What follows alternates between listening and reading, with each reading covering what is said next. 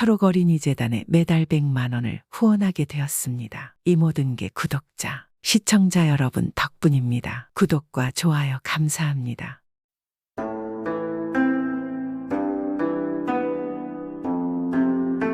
옛날 옛적에 있는 묘양산에는 아주 도술이 높기로 유명한 도사 한 명이 살고 있었습니다. 이 도사는 묘양산 산에 틀어박혀서 아무것도 하지 않고 매일 도만 닦았습니다. 그런데 이 도사는 가끔 마을에 내려와서 어려운 사람들을 도와주었습니다. 비가 안 와 가뭄이 지면 산에서 기도를 하여 비를 오게 하고, 해가 뜨지 않아 농사가 안 될 때에는 기도를 해서 해가 뜨게 하였습니다. 그리고 마을에는 알 수 없는 일이 벌어지곤 했습니다. 아주 가난한 집이나 홀로 살고 있는 과부나 노인들의 집에는 그들이 먹고 살기 힘들 때마다 끼니를 해결할 정도의 돈이 집으로 들어왔습니다. 그래서 마을 사람들은 이것이 모두 도사님이 벌인 일이라 여겼습니다. 그러니 산 인근 마을 사람들은 늘 도사를 걱정했습니다. 아유, 집에는 곡식 한 톨도 없고 뗄나무 하나도 없던데 어쩐다. 그대로 굶어 죽는 거 아니야. 그래도 도가 높으신 양반이니까 뭔가 수가 있지 않을까. 그런 수가 있으면 나도 배워보고 싶네. 하여간 두고 보자고. 도사님이 문제가 있을 수 있으니 우리 자주 도사님을 봐야겠네. 혹시라도 건강에 문제가 생기면 큰일 아닌가. 마을 사람들은 차마 묘양산 도사에게 다가가지는 못하고 걱정스러운 마음으로 도사가 어찌 되는가를 지켜만 볼 뿐이었습니다. 그런데 놀라운 것은 몇 날 며칠이 지나도록 이 도사가 굶기는커녕 살만 피둥피둥 찌고 있었다는 것입니다. 이봐 봤는가 도사 말이야. 내가 멀찌감치 서봤는데 요새 아주 살이 그냥 피둥피둥 돼지마냥 쪄있던데. 얘 정말 아니 뭐 집안에 먹을 것을 쌓아둔 거 아니야. 먹을 건 무슨 집이 여기저기 구멍이 숭숭 뚫려 있어가지고 아내가 다 보인다고 집안에 아무것도 없어. 책 몇 개가 전부야. 그런데 어찌 먹을 것도 없이 그리 살 수가 있단 말인가. 어찌 아무것도 먹지 않고 그렇게 살이 피둥피둥 찌는 것이 말이 돼. 사람들은 도대체 도사가 굶어 죽지 않고 어떻게 살아가는지, 오히려 어떻게 그렇게 살이 쪄가는지 너무나 궁금했습니다. 다들 멀찌감치 떨어져서 지켜보기만 하다가 아무래도 너무 궁금했던 이 동네 청년 돌쇠가 마음을 단단히 먹고 마을 대표로 묘양산 도사의 집으로 가보기로 하였습니다. 아니 어쩐 일이십니까? 마을에서 감자 농사를 짓는 돌쇠 아닙십니까? 그것이 그냥 도사님이 궁금해가지고 한번 와봤습니다. 제가 궁금하다고요. 무엇이 말입니까? 그러니까 도사님께서는 뭘 먹고 사시나 궁금해서 와봤지요.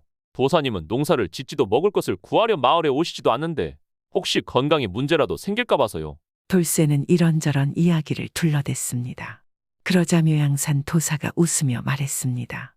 아이 그렇습니까? 별것이 다 궁금하시군요. 좋습니다. 원하시면 보시지요. 별거 없습니다. 저도 여러분과 똑같은 사람이니까요. 도사가 허락을 하자 돌쇠가 몹시 좋아라 하며 이 도사의 모습을 가까이서 지켜봤습니다. 그런데 돌쇠 앞에는 상상도 못할 일이 펼쳐졌습니다. 이 도사가 저녁 때가 되자 부엌에 들어간 지 조금 있다가 밥상을 들고 들어왔는데 놀랍게도 상다리가 휘도록 진수성찬이 가득 차려져 있었습니다. 돌쇠는 속으로 놀라며 저게 다 뭐야? 빈 부엌에서 뭐가 나오는 거야? 아니 부엌에 분명히 아무것도 없었는데 이게 도대체 무슨 조화지? 돌쇠는 텅 비어있는 부엌에서 웬 진수성찬이 뚝딱 까고 나오니까 도무지 믿을 수 없다는 듯 밥상을 바라보았습니다. 돌쇠는 아무리 머리를 맞대고 생각해봐도 이런 조화를 알 수가 없었습니다. 도사는 그러거나 말거나 여유롭게 식사를 끝낸 다음에 밥상을 부엌에 내다 놓았습니다. 계속 지켜보실랍니까? 나는 이제 한숨 자야겠습니다. 혹시 마을로 갈 때 인사한다고 날 깨우지 마십시오. 밥을 배불리 먹었으니까 이제 한동안 잠이 깊숙이 들 것입니다. 도사는 그렇게 말하더니 방으로 들어가서 자리에 누웠습니다. 그러더니 금방 코를 골기 시작했습니다. 그러다 돌쇠가 생각했습니다. 아까 보니까 고기 반찬이 잔뜩 남았던데 가서 좀 먹어봐야겠다. 그러면서 돌쇠가 부엌으로 들어갔고 배고픈 돌쇠는 좋아라 하며 밥상을 찾았습니다. 그런데 이 부엌에 들어간 돌쇠는 눈앞의 광경을 믿을 수가 없었습니다. 이게 어떻게 된 거야? 그 많던 진수성찬은 어디 간 거야? 부엌에는 먼지만 뽀얗게 쌓여 있을 뿐 반찬이나 밥아니 밥상조차도 온데간데 없었습니다. 돌쇠는 어찌된 영문인지 도통 알 길이 없었습니다. 도사는 쿨쿨 자고 있었기에 결국 어찌된 영문인지 알아내지 못하고 집으로 돌아갔습니다. 그리고 다음날 용기를 내어 돌쇠가 다시 도사를 찾아갔고 어제의 일에 대해서 물어보았습니다. 하지만 도사는 그저 하고 웃기만 할 뿐이었습니다. 돌쇠는 너무나 궁금해서 계속 도사에게 찾아갔습니다. 그런데 다음날의 식사도 마찬가지였습니다. 돌쇠는 탐복했습니다. 정말 도사는 도사네. 어찌 이런 일이 벌어질 수 있는 것일까? 그 길로 마을로 돌아간 돌쇠는 마을 사람들에게 자신이 그간 있었던 일을 말했습니다. 제가 볼 때 우리는 더 이상 도사님을 걱정할 필요가 없는 것 같습니다. 도사님은 마을 누구보다 장수하실 겁니다. 보통 사람이 아니라 정말 도사입니다. 그때 이웃 마을에 있는 수덕사에도 영험한 스님이 살고 있었습니다. 스님은 많은 지혜와 귀신을 무서워하지 않고 부린다고 소문이 났습니다. 묘향산 도사님과 견주어도 될 정도라고 마을 사람들은 말했습니다. 그런데 어느 날 이 수덕사의 도사에게 인근에서 제일 가는 부자가 헐떡거리며 찾아왔습니다. 도사와 부자는 서로 안면이 있는 사이였습니다. 부자는 매년 절에 쌀을 시주하고 부모의 명절을 절에 모시고 매년 기도를 했습니다. 아니, 어쩐 일이십니까? 이 먼 곳까지 오시고 말입니다. 오늘은 시조하거나 기도하는 날이 아닌 걸로 알고 있는데. 도사가 묻자 부자가 헐떡거리며 말했습니다. 아유, 도사님, 이거 좀 알아봐 주십시오. 우리 집에 아주 요상한 일이 벌어지고 있습니다.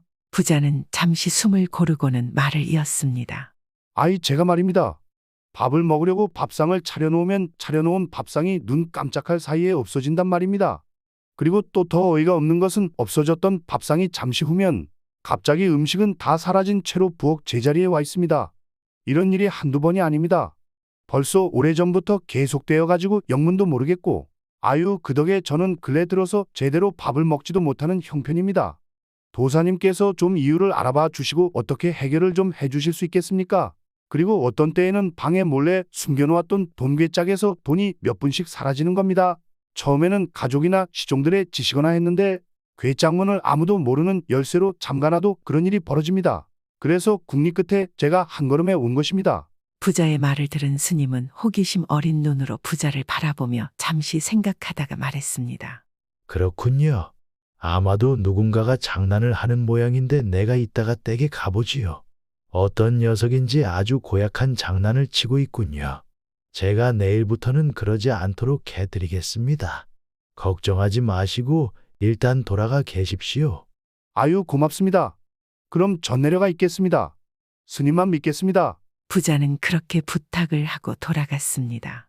그리고 그날 저녁 부자가 밥상을 차릴 즈음 수락사 스님이 부잣집에 도착했고 오자마자 부엌에 와서는 차려진 밥상을 지켜보고 있었습니다. 밥상이 다 차려지고 부자의 하인이 밥상을 슬그머니 들려는 찰나였습니다. 그 순간 수락사 스님이 밥상 위 허공을 후려쳤습니다. 그러자 허공에서는 아예 뭐야? 웬 놈이 내가 아는 일에 끼어드는 것이냐? 보아하니 보통 사람은 아닌 듯한데. 하는 소리가 나면서 밥상이 그대로 내동댕이 쳐졌습니다. 수락사 스님은 웃으며 말했습니다. 이 목소리 아주 익숙한 목소리로구만. 묘향산에 있는 도사님이 배가 몹시 고팠나 봅니다. 앞으로는 이러지 마시오. 이건 도사님에게 맞지 않는 짓입니다. 수락사 스님은 그렇게 말하고는 수락사로 돌아갔습니다. 부자는 신기해하며 앞으로는 이런 일이 생기지 않을 것이라 안심하였습니다. 그러나 이튿날도 다음날도 여전히 부자의 밥상이 없어졌습니다. 또한 예전에 몇 분씩 없어졌던 돈이 100냥씩 사라지곤 한 것입니다. 이게 어찌 된 거야? 왜 아직도 이러는 거야? 안 되겠구나. 이 도둑놈을 잡아야겠다. 스님이라면 그놈을 잡을 수 있을 것이야. 부자는 잔뜩 화가 나서 수락사의 도사를 다시 찾아갔습니다. 안 되겠습니다. 아이, 계속 묘향산 도사인지 도둑놈인지 아는 자가 내 밥상을 가져가고 있단 말입니다. 그리고 이제는 제 돈괴짝에서 몇백 냥씩 가져가고 있습니다. 내 이놈을 잡아서 꼭 엄벌을 받게 해야겠습니다. 아무래도 스님과 제가 직접 묘향산까지 가서 그자와 단판을 봐야 하겠습니다. 같이 가주시죠. 그렇습니까? 이거 안 되겠구만. 알겠습니다. 아무리 도사라지만 사람들을 현혹시키고 재물을 탐하는 것은 더 이상 도사가 아니라 단지 도둑놈일 뿐이다. 그렇게 부자와 수락사 스님은 묘양산으로 떠났습니다. 그날도 묘양산 도사는 평화롭게 식사를 하고 있었습니다. 그러다 수저를 놓고 뭔가를 생각하는 듯 자리에서 일어났습니다. 수락산 스님이 먼 발치에 뭔가가 오는 것이 보였습니다. 자세히 보니 수락사 스님과 부자가 이곳으로 오고 있는 것이 보였습니다. 묘양산 도사는 얼른 호랑이로 변신해서 그들이 오는 길목을 지키고 있다가 그들이 오자 깜짝 놀라게 하였습니다. 그 모습을 본 부자는 온몸을 떨며 스님에게 말했습니다. 도사님 어쩝니까? 호랑이입니다. 저놈이 우리를 잡아먹으려고 하는 것 같습니다. 놀라하는 부자를 수락사 스님이 안심시키면서 말했습니다. 걱정하지 마십시오. 제가 처리하겠습니다. 수락사 스님은 호랑이로 변한 도사한테 다가가서 물었습니다. 도사님께서 중생들을 구원하시는 분 아니십니까? 어찌 이렇게 남의 재물을 탐하는 것입니까? 단지 탐욕의 눈이 멀어서 그런 것이라면 더 이상 자비는 없을 것입니다. 이제라도 그만하심이 어떠십니까? 그러자 호랑이로 변한 도사가 부자를 쏟아보며 말하는 것입니다. 너는 단지 너가 먹을 밥상이 없어졌다고 노한 것이냐? 너희 곳간에는 내가 가져간 밥상을 하루에도 수백 개씩 차릴 곡식이 있지 않은가? 그것이 뭐가 아깝다고 그런 것이냐? 없어지면 공양했다고 생각하고 다시 차리면 될 터인데 그것이 그리 아까운 것이냐? 너는 마을에서 소문난 만석지기 부자가 아닌가? 그러자 부자는 억울한 듯 호랑이를 보고 말했습니다. 아니 만석직이나 돈 없는 거지나 자기 밥상을 이유 없이 빼앗긴다면 화나지 않을 사람이 없겠습니까? 그건 내가 만석직이어서가 아닙니다. 그러자 호랑이가 말했습니다. 그러면 너는 매일 그 밥상을 먹을 만큼 정직하고 성실하게 재물을 모은 사람인가? 너희 하인들은 매일 열심히 일하고 보리밥에 나물만 먹이지 않느냐? 그건 그놈들이 그만큼 일을 해서 그런 것 아니겠습니까? 그나마 저니깐 그렇게 주지 그것마저 없으면 굶어 죽을 게 뻔하지 않겠습니까? 그럼 네가 얻은 그 많은 재물들은 그 정도밖에 일한 하인들이 아니면 어떻게 모은 것이냐? 하인들이 없으면 어찌 그리 많은 재물을 모은 것이냐? 그 재물을 모아준 사람들에게는 보리밥에 나물만 주고 너는 어찌 그리 호화롭게 먹는 것이냐? 너도 그들과 함께 보리밥에 나물만 먹어야 하는 것 아니냐? 넌 아랫사람을 착취해서 배만 불리는 그냥 돼지일 뿐이다. 그 소리를 들은 수락사 스님은 고개를 끄덕이다 호랑이에게 물었습니다. 도사님, 그럼 밥상은 그런 연유고 왜 돈까지 가지고 간 것입니까?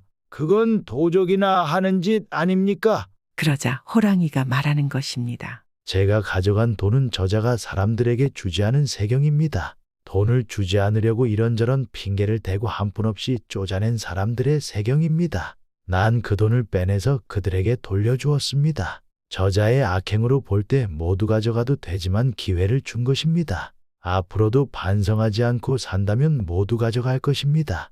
그 말을 들은 스님은 부자에게 말했습니다. 시주님, 잘 들으셨겠지요? 이제 어떻게 하실 겁니까? 앞으로도 계속 그러신다면 저도 더 이상 도와드릴 수 없습니다. 그 말은 들은 부자는 앞으로 매번 진수성찬을 먹지 않고 먹는다면 하인들에게도 차려주겠다고 말했습니다. 그리고 세경을 안 주고 쪼잔낸 하인들에게 모두 돈을 돌려주겠다고 말했습니다. 그제서야 호랑이로 변한 도사는 사라졌습니다. 그러자 부자는 아직도 믿어지지 않는지 멍하니 있었습니다. 그리고 집에 돌아간 부자는 자신이 먹는 밥상을 하인들에게 똑같이 나누어 주었고 다른 집 하인들보다 세경을 많이 주어서 힘들지 않게 살게 했습니다. 그 이후로는 더 이상 밥상도 돈도 사라지지 않았습니다. 그리고 부자가 세상을 떠날 때는 전 재산을 수락사 스님에게 주어서 어려운 사람들을 구휼했습니다. 이번 이야기는 자신이 얻은 많은 재물을 가진 부자가